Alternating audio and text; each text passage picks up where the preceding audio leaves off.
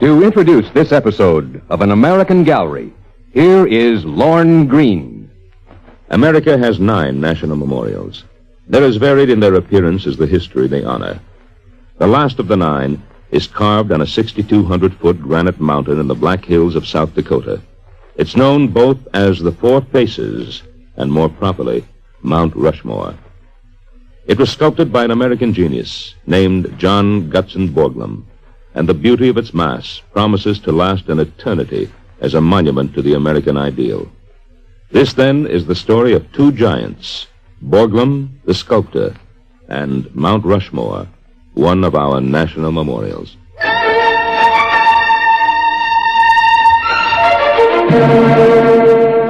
John Gutzon Borglum, sculptor, saluted this week on An American Gallery. Ed Begley stars as Gutzon Borglum in A Story of 2 Giants.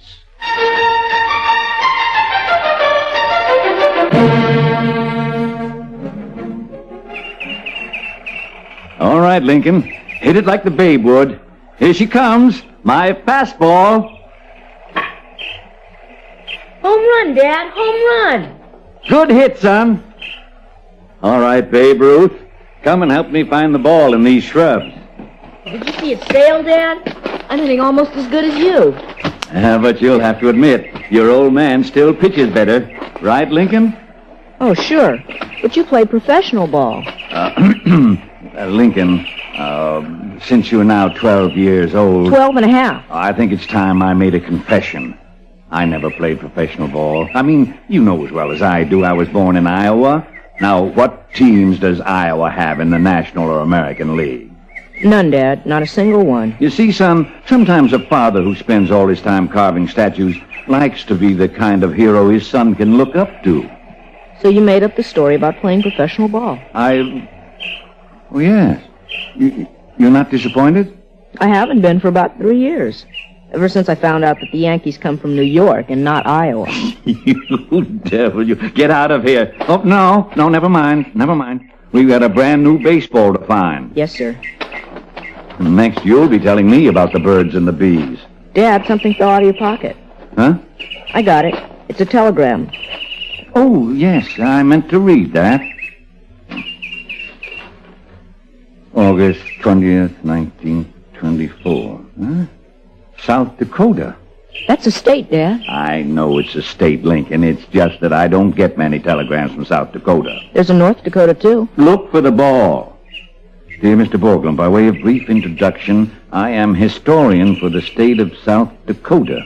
Good for you. In my opinion, our Black Hills offer unique opportunity for heroic sculpture of unusual character.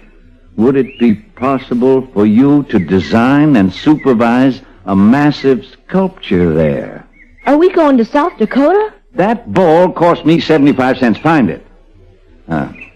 The proposal has not passed beyond the mere suggestion, but if it be possible for you to undertake the matter, I feel quite sure we could arrange to finance such an enterprise. Yours, Doane Robinson. 23 Skidoo. We're going, I can tell. This could be the ball game, the pennant, the series. Heroic sculpture. I've seen those hills, son, and this man Robinson is right. Now, run and tell your mother to change her canning schedule and to start thinking about what to pack for South Dakota.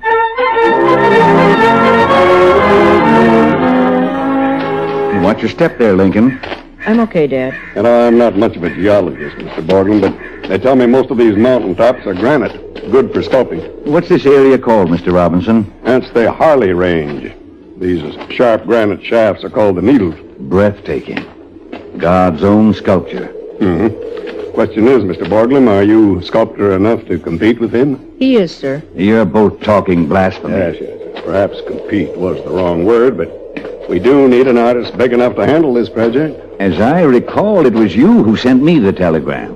My mom says Dad's a genius when it comes to the emotional value of volume. Tell the man what that means, Lincoln. He loves big... I know what it means.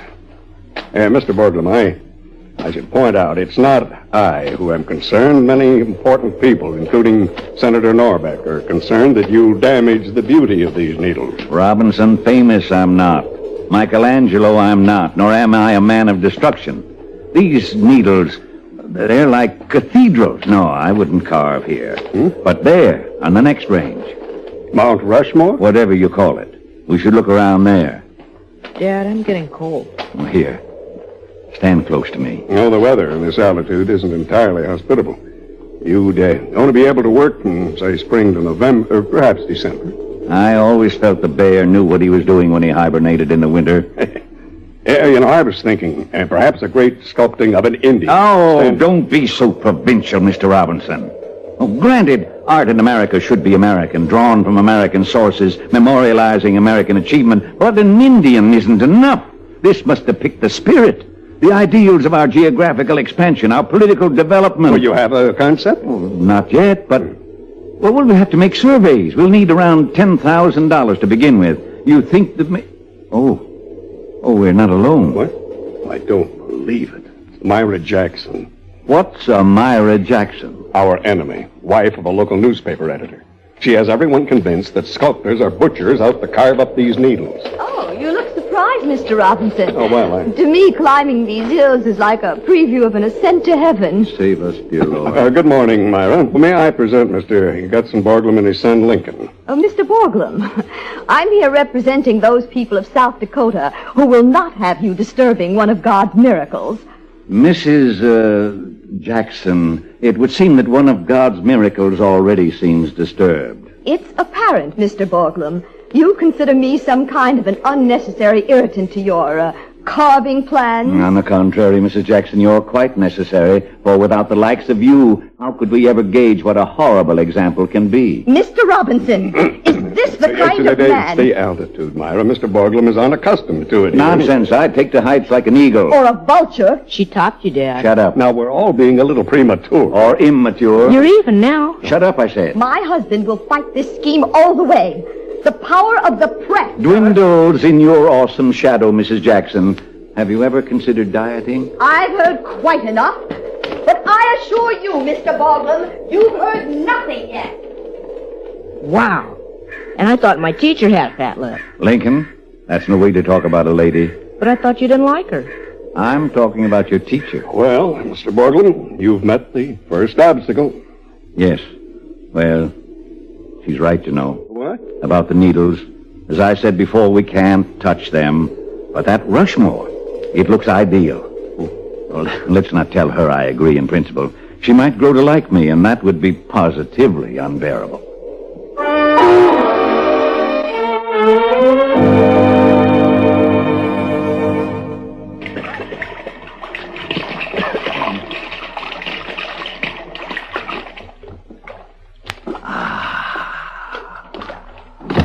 Gutzon, I just heard. They passed it. Jesse, don't you realize I'm taking a bath? Well, of course. Sculpting's messy work. I relish privacy. I am naked. So are half of your statues. Gutzon, did you hear what I am flesh and blood. I'll get you a fig leaf. Gutzon, in the name of heaven, listen to me. They passed the bill. What bill? What bill? What bill, he asked? Exactly. The bill. South Dakota. Oh? The Senator Norbeck, who got Senator Williamson to introduce the bill in Congress so that giant statues could be carved in the Harney National Forest. They passed it? It became law yesterday, March 23rd, 1925. Then we've got the money. Well, not exactly. And we don't even know if it is we.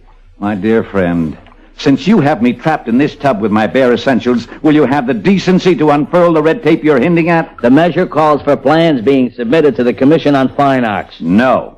I know what that commission would do with the ideas I have brewing. Next. The South Dakota State Legislature. There'll be a problem because the bill calls for them to appropriate $10,000. What else? Well, Governor Gunderson is against it. So we're no closer than we were a year ago. Senator Norbeck thinks the state legislature might go for $5,000. Those parsimonious Black Hill billies. Fat chance. Well, the anti-Borglum bandwagon seems to be stretching halfway across the continent. Which reminds me, what do you mean we don't even know if it's we? Well, the sculptor wasn't specified in the legislation. And Michelangelo thought he had problems. Well, maybe if you were more specific with your ideas and talked with Robinson or Norbeck, you could give them new ammunition, new inspiration. You may be right, Jesse. Let me think about it. Dad, Mom said the clean towels weren't dry yet. You have to use the one here. Well, no matter, Lincoln. I may just stay here. Go on a bathtub strike. Remain submerged until the right people realize our nation needs fewer flappers and more monuments. Gutson, I found the clean towel. Well, don't just stand there, dear. Come on in. I think we've got enough now for a game of mahjong.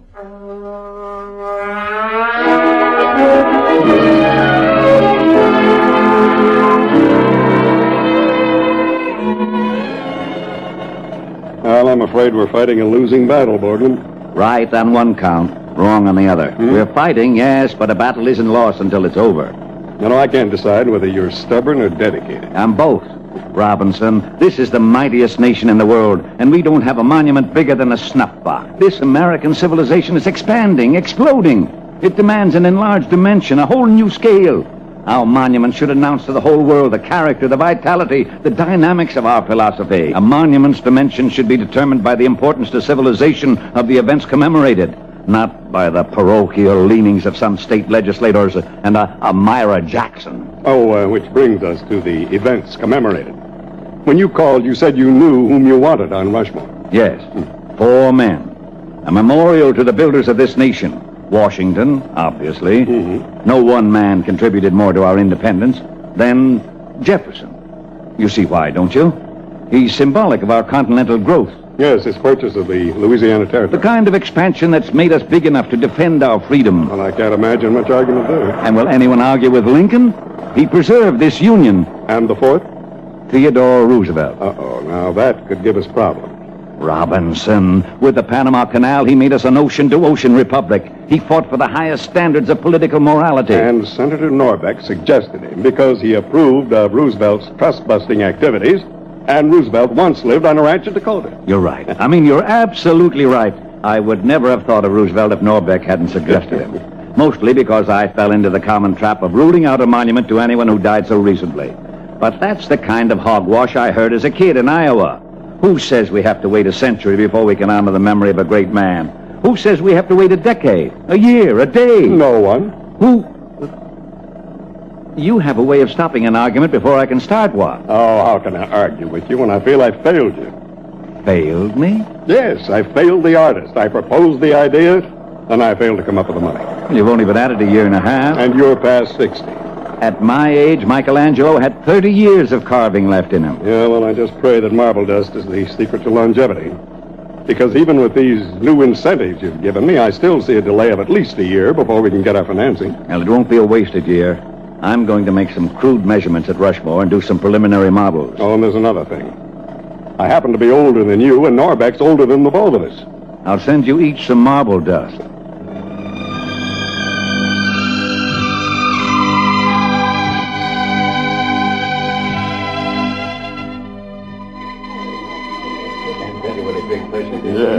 Oh, this is a celebration, Robinson. You seem so reflective. Oh, I was recalling that night 2 years ago when we were driving along together. And you decided you had failed me. Yeah, I sometimes think I still have. Are you forgetting the reason Senator Norbeck is giving this party? Oh, well, hardly.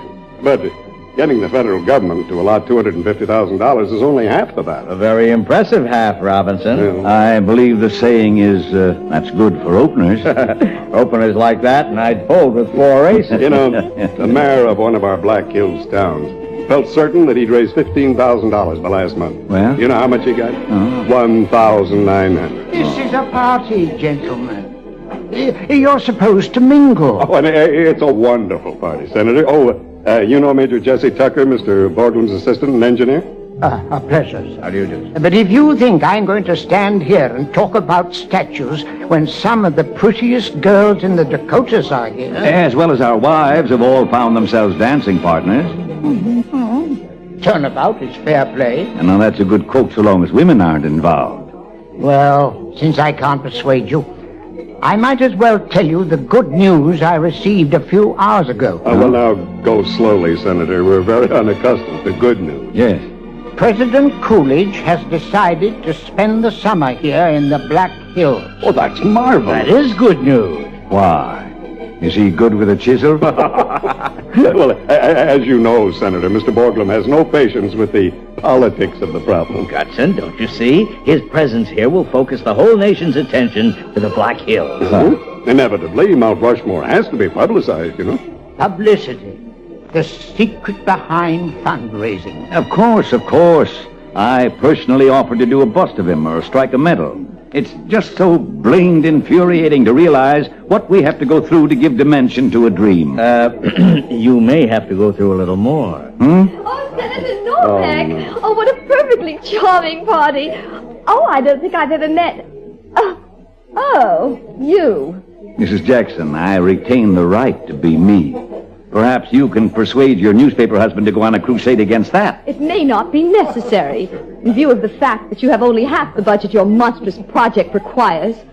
Some new guests have just arrived. If you'll excuse me. May I propose that the hatchet be buried? And may I propose where we bury it? You never did go on that diet, Mrs. Jackson. I think my wife is calling me. Coming, excuse me. Jessie never could stand the sight of blood. I've been wondering, Mr. Borglum... Glum. Yes. I've been wondering, with only half the money, are we to have a Washington with only one eye, a Lincoln with one ear, etc., etc., etc.? Robinson, this is a frightful decade for prohibition to be the law of the land. Perhaps, Mrs. Jackson, you haven't heard the good news. Good news? What good news? President Coolidge is summering here. And it's while he's honoring us with his presence that the first drilling on Mount Rushmore will begin. The 4 faces are virtually a reality. I didn't know. Yeah, you look pale, Mrs. Jackson. May I get you a punch? I think she's just had one. Right in the solar plexus.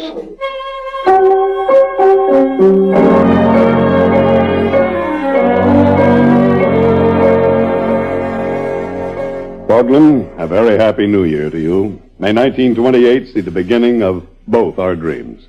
I'll drink to that. I think I can finish Washington before the year is out. We still have a problem. The federal funds, while they were voted in, the funds themselves haven't been authorized. Oh, no. Yeah, I'm sorry.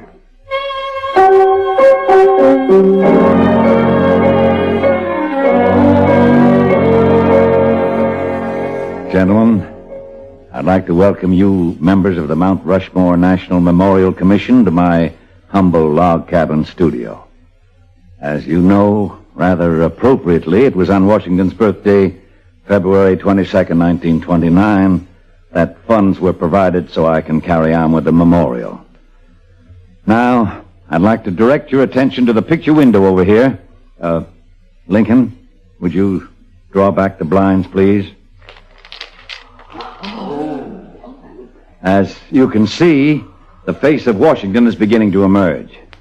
Now think, gentlemen, if you can, the face is the dimensions of a 5-story building carved on a mountain peak where clouds fold about them like a great scarf and the moon hides behind a lock of hair.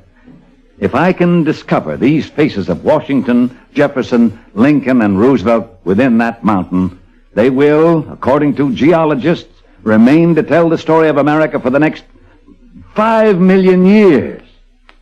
That, I pray God, will be my legacy to America.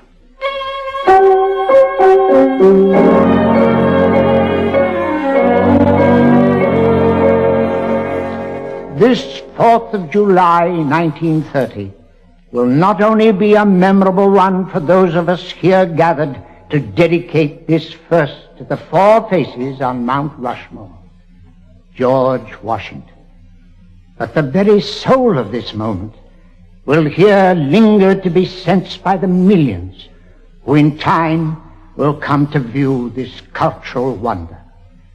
The authority of the Congress to carve colossal portraits of these great men in the granite of the Black Hills has created a perpetual shrine Look up there. for political What? democracy. Where? On Washington's nose.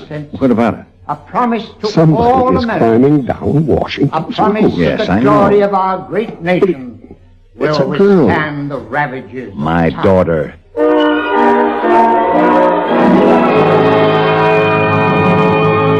Gutson, it's New Year's Eve. You shouldn't be sitting there just staring out into the blackness. Yeah, it's too cold to work. It's against the law to get drunk. And Lincoln is sparking with that girl. Well, dear, he is 20 years old. But did it have to be Myra Jackson's daughter? Oh, things aren't all that bad. They've built a beautiful scenic road so that people can view the monument. Lincoln's working with you now and doing so well. The benefit concert that Mary Garden did in Rapid City has helped a lot in the financing. Mary, this is 1932, or it will be in a few hours. Depression. That'll be the key word this year. Things were so bad last year, I had to put my own money in to keep things going. What do you think it's going to be like this year? Slow, perhaps. But it will be done. I know it. I'd just like to live to see it.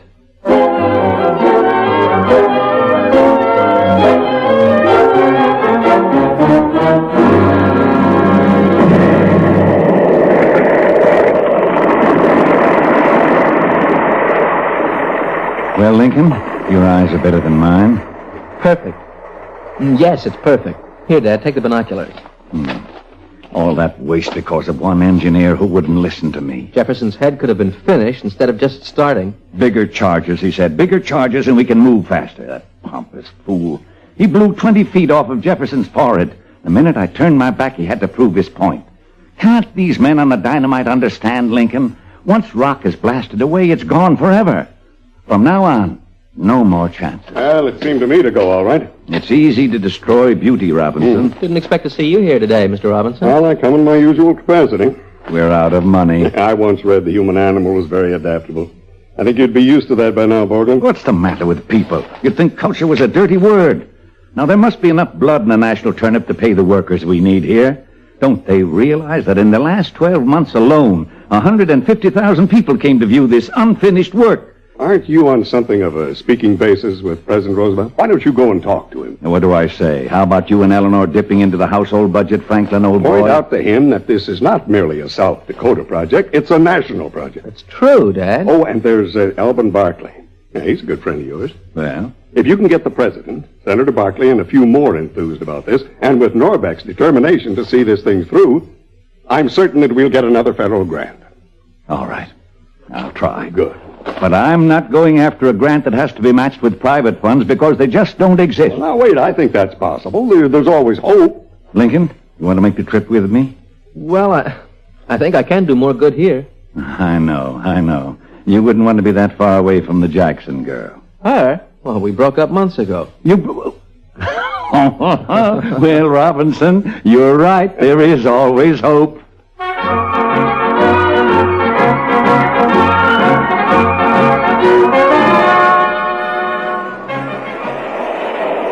Ladies and gentlemen, on this 30th day of August, 1936, we're broadcasting to you directly from the site of Mount Rushmore, where in just moments, the second of the four faces will be dedicated by President Franklin Delano Roosevelt.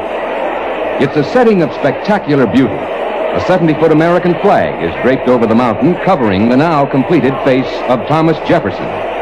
To one side is the Washington face, and to the other we can already recognize the Lincoln face, which will probably be dedicated in another year or two. We're situated 1,500 feet below the top of Mount Rushmore.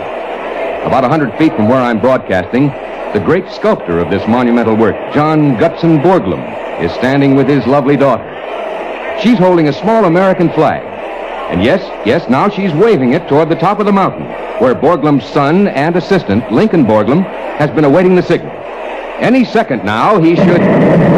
There it is, and I'm sure you all heard it. Lincoln Borglum has set off one of the great blasts needed to start work on the Theodore Roosevelt face. And now, there's a cloud of dust settling in the valley. And there it is. The huge flag is being swung away, and we can see the Jefferson face.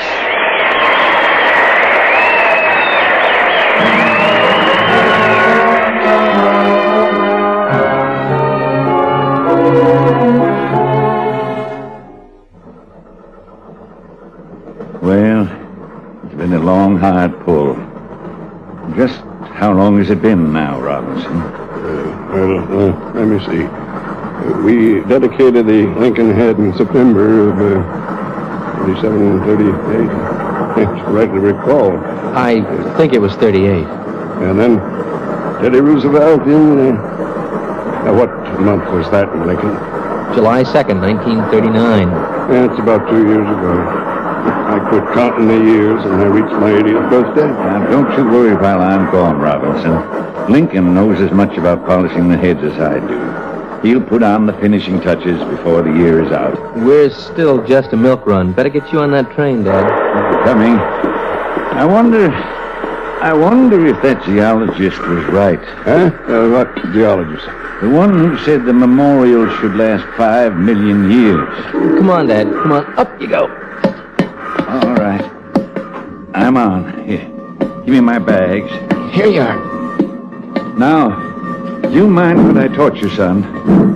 Just you remember that my legacy you're polishing has to last 5 million years. 1 million years from now, who's going to care how long it took you to polish Teddy Roosevelt's mustache? So do it right, son. Do it right.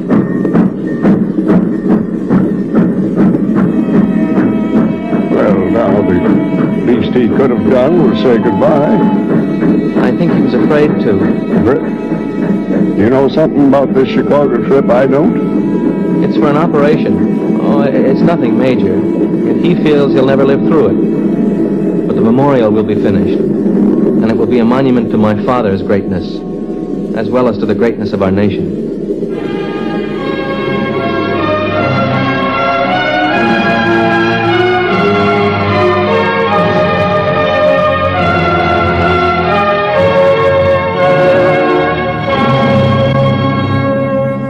Borglum's own words can best conclude this tribute. In 1940, when as many as 10,000 people in a day came to admire his story of the growth and expansion of our nation, he wrote, "My dream has come true. There on the mountaintop, as near to heaven as we could make it, we've carved portraits of our leaders, that posterity and civilization may see hundreds of thousands of years hence what manner of men our leaders were, with a prayer and a belief that there, among the clouds, they may stand forever, where wind and rain alone shall wear them away." You have been listening to another portrait in an American gallery. Today, John Gutzon Borglum, sculptor, starring Ed Begley as Gutzon Borglum. Featured in the cast were Kyle Johnson, Bill Boucher, Diana Hale, Jerry Hausner, Frederick Warlock, and Steve Franken. Sound by Gene Twombly.